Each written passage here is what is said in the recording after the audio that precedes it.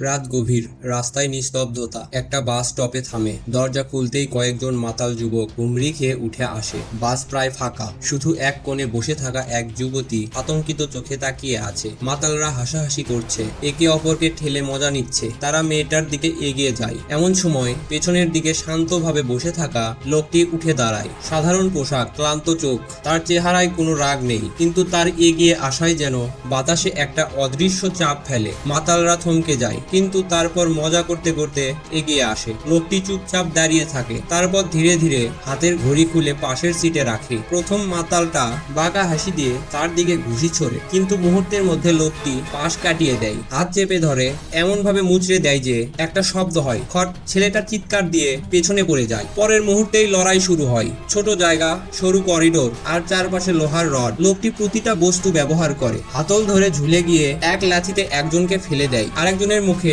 সিটের ধাক্কা লাগিয়ে তাকে অচেতন করে দেয়। কেউ ছুরি বের করতেই সে দ্রুত সেটা ছিনিয়ে নেয়, উল্টো তাকেই বিদ্ধ করে। বাস কাঁপছে, জানালা ফেটে কাঁচ ছড়িয়ে পড়েছে। চালক পেছন ফিরে কিছু বলার আগেই দেখে যে পুরো বাসটাই যেন ধ্বংসস্তূপে পরিণত হয়েছে। মাত্র কয়েক মিনিট, আর চারপাশে ছড়িয়ে থাকা আহত যুবকরা। শেষে লোকটি নিঃশ্বাস ফেলে, তার কোটের ধুলো ঝেড়ে নেয়, চুপচাপ দরজার দিকে এগিয়ে যায়। বাস থেমে গেলে সে নেমে যায়। পিছনে পড়ে থাকে একটা নীরব যুদ্ধক্ষেত্র। চালক হতবাক, যুবতীও স্তব্ধ, কিন্তু লোকটি সে কেবল নিজের পথে হাঁটতে থাকে, যেন কিছুই হয়নি।